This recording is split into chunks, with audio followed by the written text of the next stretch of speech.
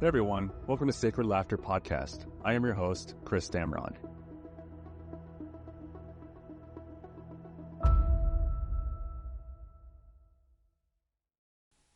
Hello and welcome to this week's podcast. Again, this week I have my dad with me, and I think one of the couple things we're going to talk about is, fighting through adversity. So as a very young boy at the age, really young age, he had a lazy eye, and what it was is that his right eye kind of was pushed to the right a little bit, and the muscles were tight enough that it stayed in that area, and it wouldn't move back to the center or to the left. And then later in the episode, we're going to discuss a little bit about kind of overcoming some medical issues that he had. So at 64 years old, he had a stroke on top of additional medical issues with kidney issues, diabetes, heart complications, an array of things. So again, Dad, thank you so much for being on today's podcast with me. Well, thanks for having me. It's a pleasure to be with you, son. So as I stated in the introduction, I kind of want to talk about growing up as a kid again, Okay. right, and having the lazy eye and kind of how you had to adjust to it, as you got older with driving and work and everything, and then and then you had surgery, about 8-10 years ago, and kind of a couple things that you have dealt with that, and then we'll go into, like I said, the rest of the medical issues that you're going on. Okay. All right, sounds good. Sounds good. All right, I'll hand it over to you. All right. So I was born with a lazy eye, and actually it wasn't noticed probably until I was about 3. Excuse me. And so my mom took me in and got everything checked out, and yep, I got a lazy eye, or amblyopia is probably that's the term that I thought was the medical term, but there's another term that I can't pronounce. So we did have surgery, or I had surgery on that eye to try to correct it, and they actually pulled it just a little too far than they wanted to, but it was almost straight. And if you were looking at me as somebody who didn't really know me, you'd never notice it. If you knew me, then you could kind of see it, and especially when I was really tired, it would start to drift off a bit. So lots of things I can remember, all the eye exercises I had to do. On top of that, I was colorblind. So some of the exercises they'd have you put, now this is a long time ago, we had to put different color green and red screens on a TV to help draw your eye in, tie a string to a doorknob and put a pencil on it and have your eyes focus in just on, into that, bring your eye into the middle. Lots of exercises to try to strengthen that muscle. So as I got older, the muscle got looser and it would draw, tend to go off. One story that always sticks in my mind, I was in junior high and I played in band. I played the trombone, and we're going through scales, and we had a tiered step in our practice room, our band room. So, the brass was always up at the top, and all the others come down below. So it gets to me to play my scales, and I'm starting to play my scales on the trombone, and some girl over in the clarinet section looks up at me, turns around and looks at me, and blurts out, "Ooh, he's looking at me." And it's that right eye would be looking at you. So if I'm looking at somebody straight on, my left eye is right on you. My right eye is like maybe 4 or 5 feet off to the side if you're looking. So my brain actually started canceling that out to where it knew that the left eye is what's really focused on. It's really the right stuff. The other stuff in the other eye I didn't care about. The brain could care less. With that, I had great depth perception on that side. I could see way back behind me. And in coaching football, the seniors would tell the incoming class, "Hey, if you want to really get at Coach Damron, stand on his right side and make fun of him. Pull faces or whatever." And I could see him. I just reach back, grab their face mask, and pull them around and go, "I saw that." And they're like, "I was told you couldn't see any of that because you had a bad eye." But yeah, I do remember, and even Pee Wee football, I guess in middle school football, and then as we grew up into high school football, that you would yell at kids when, because you're a defensive coordinator and you worked with the defensive line, and you would yell at kids and say, when I'm, if I'm yelling at you, look at my left eye, don't look at my right eye, or someone would be doing something off to the right hand side, and like you would be like, stop doing that, and no one knew what was going on because you could see it, kind of like you're saying, in your depth perspective. I do remember that, and we would always laugh about it. Yeah, I'd say, don't get me mad enough to make this eye go straight. Had lots of fun with it, but some of the pieces were difficult because, like that one story with the girl going, ooh, I had a constant reminder that this eye was off. And anytime I talk to people, their eyes are going back and forth. So if you know the movie Moana, they're in there with the crab, and the crab's got the girl hanging, and his eyes are, talking. She's going back and forth, back and forth, back and forth, and and he gets after her. Just look at one eye. I mean, that I laugh at that every time because that's me. I work in business, and across the desk, see a lot of customers, and they would do that. And so I would end up telling customers, okay, my left eye is the one that's looking at you. Don't pay attention to my right eye. So I kind of made fun with it, and I didn't really look at it as a handicap. I overcome it just fine. But it was, and I didn't realize it was until I had it fixed. So, some years passed, I decided to get it checked because it was really getting bad. To go get surgery on it again, is that possible? And what I was worried about, what the bad side of that surgery would be, that when they take the patch out, that I'd have double vision and it wouldn't clear up, because my brain is like, wait a minute, that eye is not supposed to be looking the same place your left eye is. Yeah. And so I didn't do it for a lot of years, and finally I did it, and patch came off. I'm like, okay, what's going to happen? And I was double vision for just a couple seconds, and the brain put it right in. Amazing thing, the brain, our body. So I was really excited to see people that I've known for years, especially we were doing on the uncle's trip. You mentioned that on the other podcast, that people would go and go, hey, your eye's straight. None of them did. Nobody recognized. I had to point it. Do you see something different about me? And they're like, no. I'm like, I got this eye straight. And they're going, oh, yeah. I mean, so what I thought was always an issue wasn't. So I went through life with a handicap, thinking that it was a real handicap. Everybody else saw it as a handicap, and they didn't. Mm-hmm. And people would tell me, yeah, when I first met you, it was weird.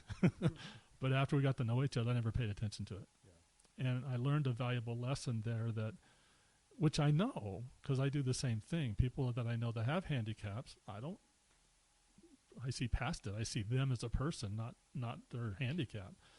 But when it was me having to experience that, it was really weird for me. It taught me a lesson. Yeah, and I would assume so, because for years, up until I think it was like late 50s. Mm-hmm. Not my whole life until you had it fixed.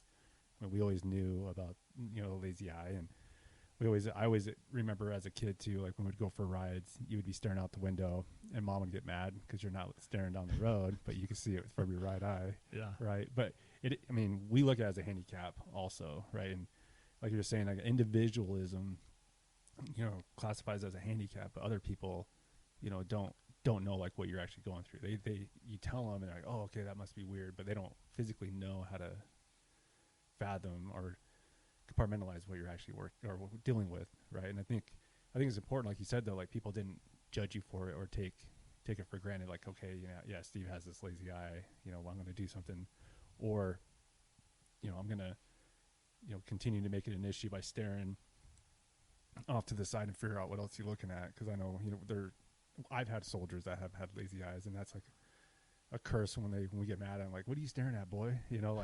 Look at me type of thing.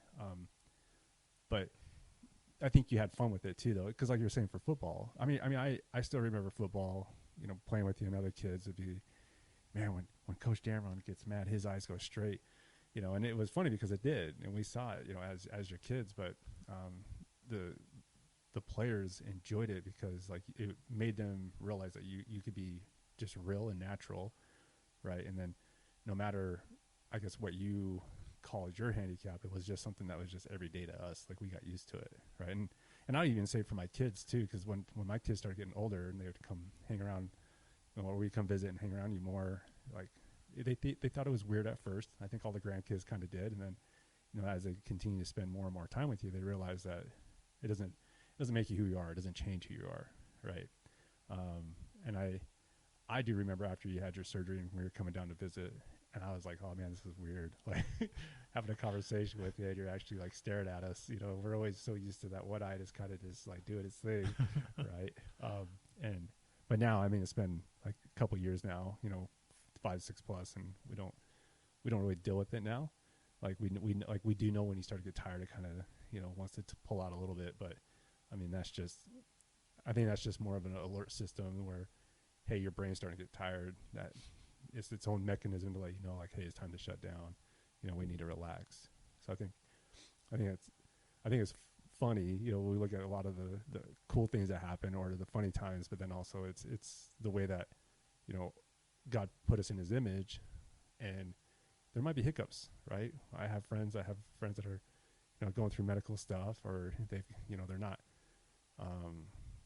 fully, you know, form of what we would say, but we look past it. You know, they're human beings just like all of us, and we treat them with the dignity and respect.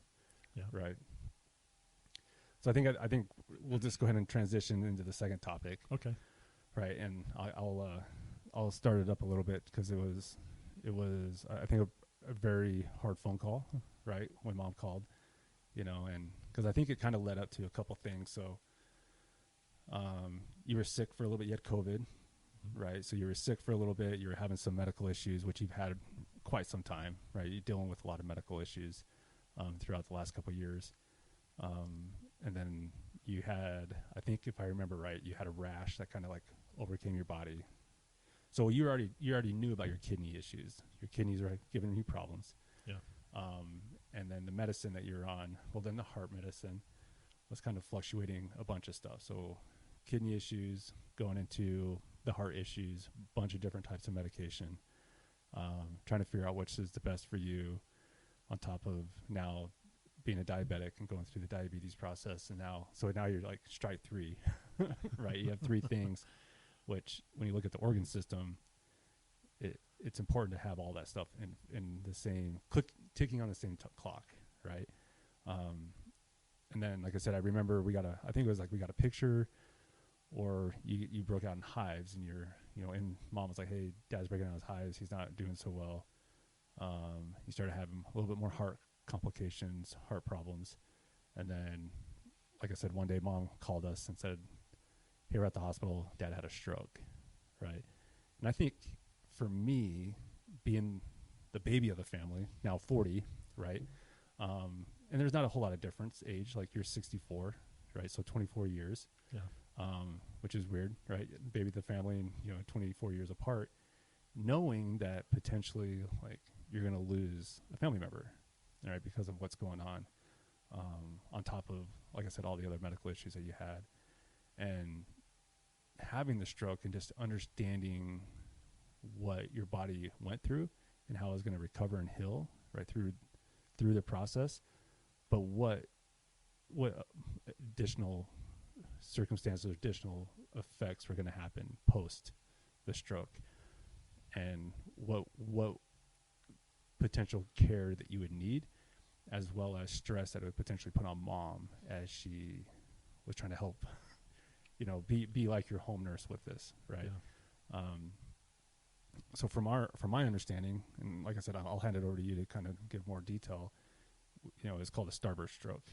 So it started somewhere, and it is shot throughout your whole body in multiple ways, multiple areas, and how it affected different parts of your body as well, and then in the duration of your eye as well, right? So since you were the one that went through it, and all like the medical stuff that was done and what they told you, what was the root, or if you don't know the root, like what issues do you think potentially caused this to happen at a young age? Sure. First off, I want to say I was very blessed. The stroke was minimal, as far as effects on me. First few days, I had some effects of things not working great. My speech was always there. I didn't lose any of that, but I did have some drooping and things. So I've been very blessed to be able that it didn't affect really much, and so I thank God for that.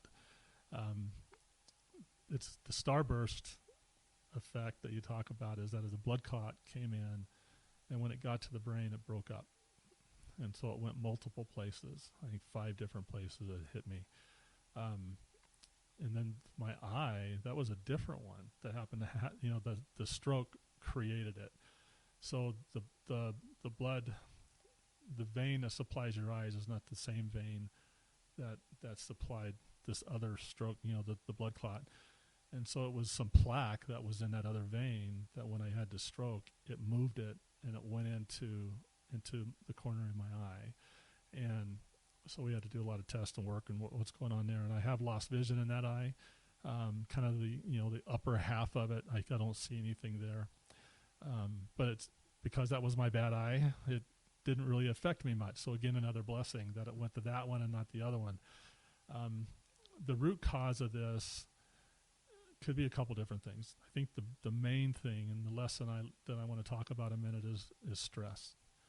I was under a tremendous amount of stress at work, and that coupled with not having a great immune system and different things going on, created that stroke. And I guess what I want to say to everybody that's listening is that don't let work affect your body. I know that's hard because that's how you make your living, that's how you support your family, and that's how you have things. And to lose that and have to go find something else is difficult and sometimes very, very scary. But don't let how you make your money become your focal point in your life, I guess. I learned that, and some lessons learned after that was, I do have a time clock and I could die, and I'm close to it now. That stroke really impacted my kidneys. It made them worse. I've been a pre-diabetic and kind of on the low end of diabetes for quite a few years, but this spiked it really, really high. And so I had to, get a hold of everything. So how, and a lot of the things you eat and drink to make your sugar be good, you cannot to keep your kidneys be good. And things you eat and drink for your kidneys are bad for your sugar. So trying to find out where that middle ground is, and then changing how you live and your diet, took some time, took some work. Lucky enough to have some really good medical providers that helped out on that. And today I've got control of it. We're stable in the kidneys. My diabetes is in line, and everything is good there. The other thing I learned about me is that my work became my identity. Who I was at work mattered, and it shouldn't have. But I've been successful at everything I've done. I've started at the bottom, ground floor, and worked up, into management, into senior management in every career I've been in. And that became who I wanted to be and who I was. And now I had a stroke. I had a change of job, which I felt was forced, but really it's a blessing to allow me to heal. But I learned that it was my identity. I took an ego and a pride hit, and nobody likes that. Those are difficult to do. But with all that, the journey through all of that, God has been focal point. I've always had the disposition that if I'm going to ask for things from my Father in heaven, then I need to be prepared to do more, to serve more, whatever I can. Whether that's pray more, read more, serve other people more, whatever that is. And you have to start off small. Look at the things that maybe you're not doing as well as you would like, and do more. And then I've always been blessed when I've done that. Father has always come through and helped me out.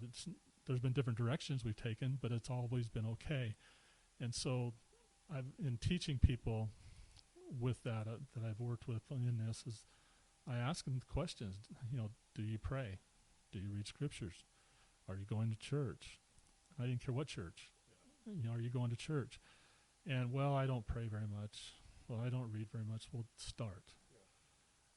one thing that's always stuck with me, and it was another bishop in my religion, said he was asked a question by one of the congregation that said, "Bishop, do you read your scriptures every day?" He paused, looked down, and said, "No, I don't." And she says, if you just read one scripture, you could answer yes to that question.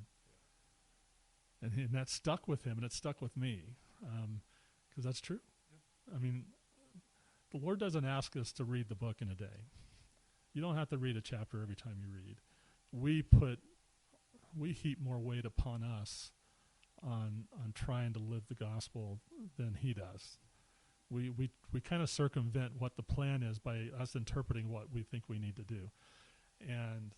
But if we just do the simple stuff, we read that one scripture. If that's all you can do, great, because you know what? Whether you read a chapter a day or one scripture or one verse a day, you can answer the question yes. Yeah. And so those are some things that I do whenever I've had trials and adversity come into my life. I've tried to have more effort into faith, believing my Father in heaven, that he's literally my Father in heaven, and that he will bless me, and he knows me, and he cares about me, and I'm not alone. And if I put what I can into it, whatever that is, what I can put into it, what you can put into it's different. Whatever we can put into it, we're going to be blessed by it. Yeah, no, true. And I think, like you were saying with prayer, like the idea is, when was the last time you had a conversation? Yeah. Right? Because if, not saying you could pray to pray, right? And that's fine. Like, I'm not saying that's wrong, right? But when was the last time you just had a conversation?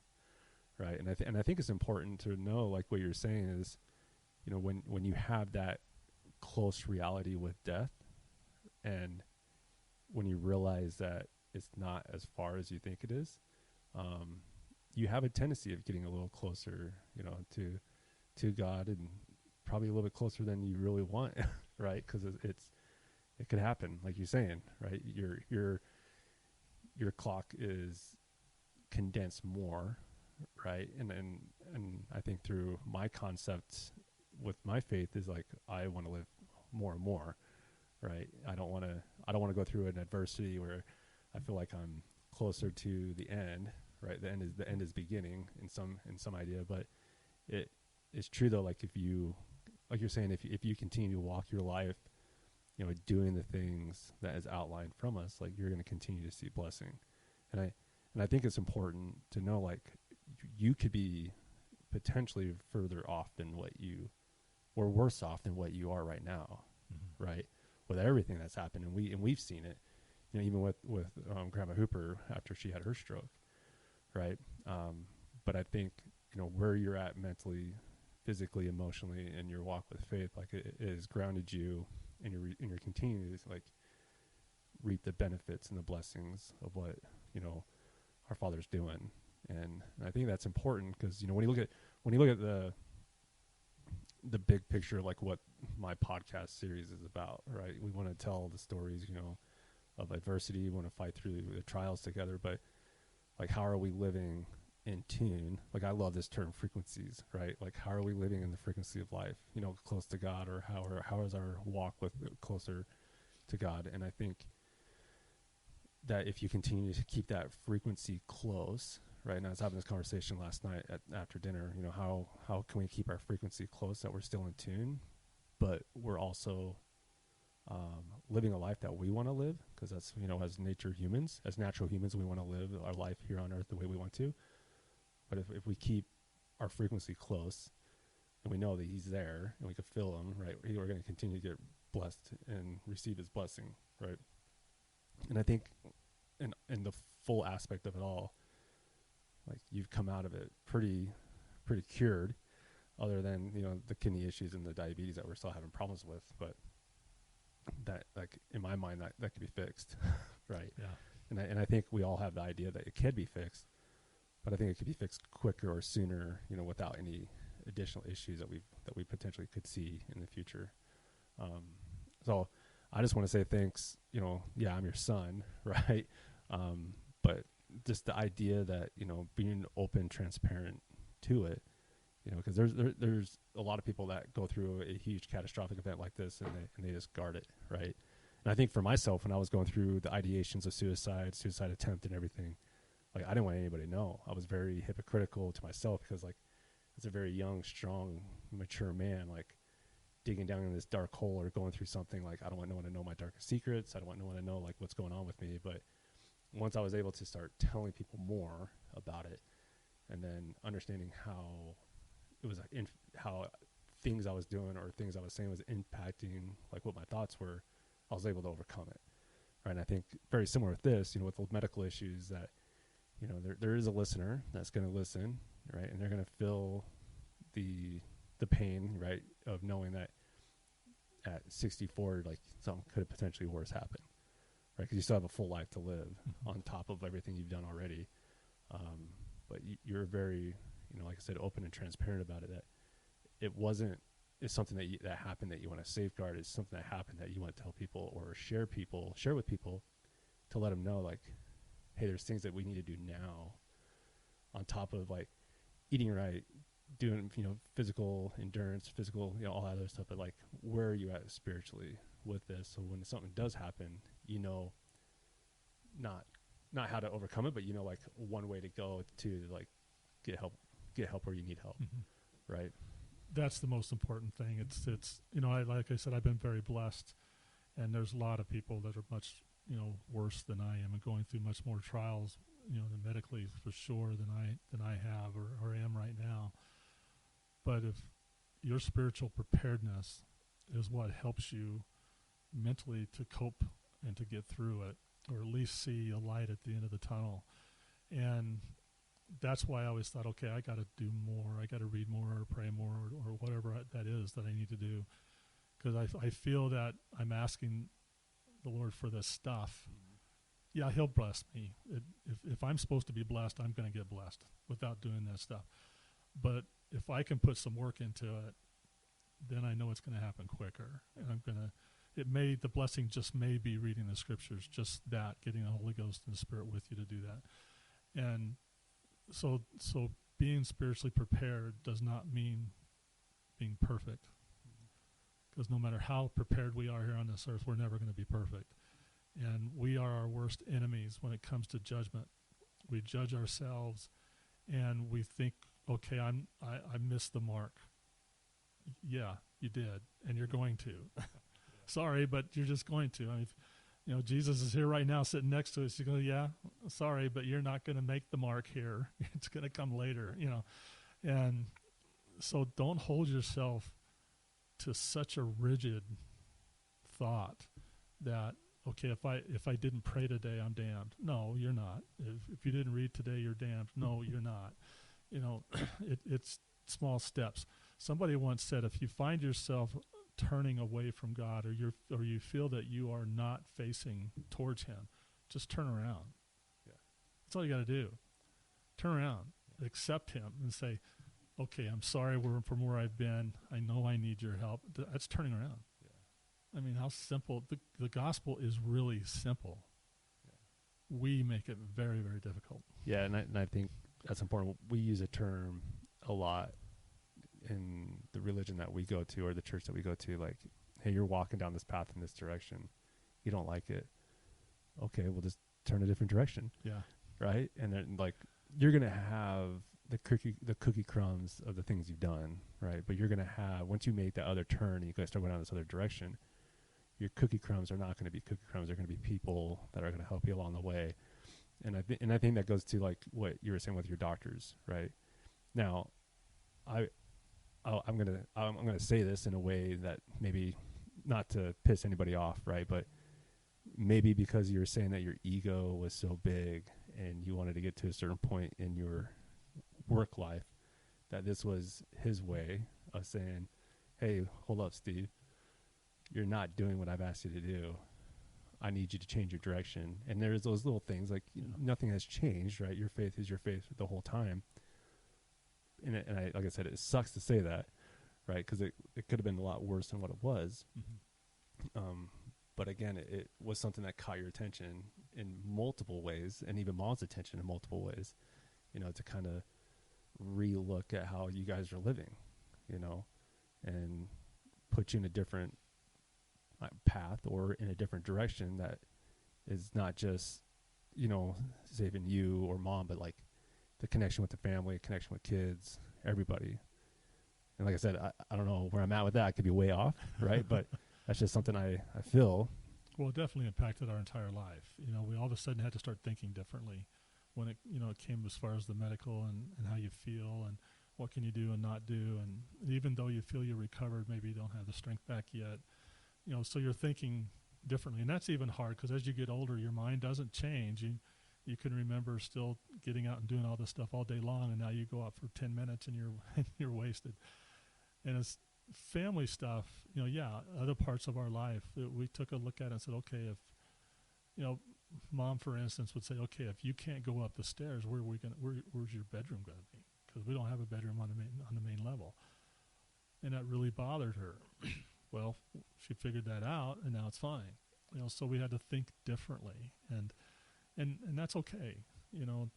One thing that I wanted to put out there for everybody is that don't let your past define who you are today. When you have turned, when you have changed that direction, don't let what you've done in the past be stumbling blocks to keep you going forward, because Jesus has already forgiven that. You're done. I don't know what you're talking about is what he'll tell us. So why are you thinking of it? So, the medical things affect a lot of families in a lot of ways, and some very difficult challenges. Like I said, we've been blessed that it hasn't been that difficult of things that we've had to go through, but the thought processes and the thinking of what we had to do and how we had to overcome and what should we be planning for is the same. Mm-hmm. And that's the direction. You mentioned, God said, I need you to go do something different. I look at it that way, as that I really believe that if you are being faithful and you do believe in the Lord, he has a plan for you. And you have a plan, but you have a choice whether you're going to follow that plan or not. So it's not a destiny, but if you choose that that path with our Father in heaven, Jesus Christ, they will uproot you and put you somewhere else where they need you. There's somebody you need to touch, and where you're going, you're not going to make it. For instance, for me, playing football in high school, I wanted to go college and NFL. I was a pretty good football player, headed that direction. I got anemic blood. I couldn't play anymore. That was gone. Yeah. That dream was gone. And where did that take me? It took me really to God. That path did. And so he kind of said, okay, Steve, yeah, you could go do that, but I don't want you to. I need you over here. And so, unfortunately, some things are going to happen that's going to put you where you need to be. You still have your agency, you still have your choices that you make and what you do, but he has a tendency to help lead us if we're willing. No, yeah, exactly. And I think, we all have gone down different paths, even myself, than what I originally thought. The path is the path is the path. Like I said, we can always change it, right? But maybe that's just the path that we need to be on for where we're at in life in today's society or in today's world until we potentially get moved to a different path. So in closing, I just want to say again, like I was saying earlier, like being open, transparent about everything, and I just really hope that some of the listeners that have listened to this have realized that we all are going to struggle. We're all going to go through things that we have never potentially thought we'll ever go through in life, and as well as potentially impacting loved ones, even our friends or even our career, that we may have to take a deeper look into to see if the way that we're currently living now is the same way that we should be living our lives. But again, Dad, just thanks so much for being on today and sharing a lot of the stories. And I would love to say, and I know this is not going to be the last time that you're going to be on it, right? We could talk about a multitude of things, and we'll just save those for future podcasts. Sounds good. Thank you. Thank you.